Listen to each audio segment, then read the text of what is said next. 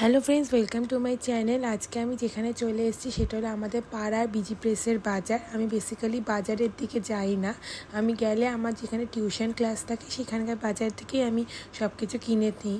কিন্তু এই দিন যেহেতু রান্না পুজো ছিল তো বাবার সঙ্গে আমি গেছিলাম। মোটামুটি এই 7-8 বছরে মনে হয় 1 থেকে 2 বার হয়তো আমি বাজারে ঢুকেছিলাম ভেতরের দিকে। তো এখানে বিভিন্ন ধরনের মাছ বিক্রি হচ্ছিল।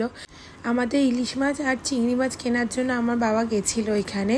তো মোটামুটি আমাদের 1 কেজি 100-র মতো আমরা ইলিশ মাছ কিনেছিলাম আর 500-র মতো চিংড়ি মাছ কিনেছিলাম। ওতেই আমাদের হয়ে যাবে, কেন খুব বেশি তো নেমন্তন্ন ছিল না।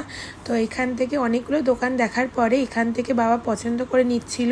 বলছিল অত কোয়ালিটিটা ভালো ছিল না ওই দিন, সব মানে বরফে করে মাছগুলো রাখা রয়েছে যেহেতু।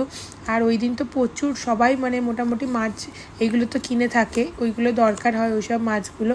তো এই যে আমাদের জন্য ইলিশ মাছ মাপছে, আর এরপরে আমরা চিংড়ি মাছ নিয়ে নিয়েছিলাম।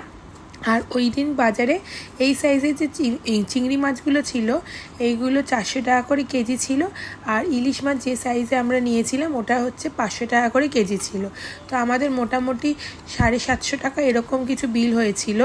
তো ভিডিওটা সঙ্গে থেকে ভিডিওটা এন্ড অবধি দেখো, যদি ভালো লেগে থাকে লাইক করো, শেয়ার করো আর সাবস্ক্রাইব করতে কিন্তু ভুলো না। আর তোমাদের ওখানে কেমন কি মার্কেট প্রাইস ছিল, আর আমাদের এখানে যে বড় ইলিশগুলো ছিল সেগুলো 1000 টাকা 800 টাকা করে কেজি ছিল।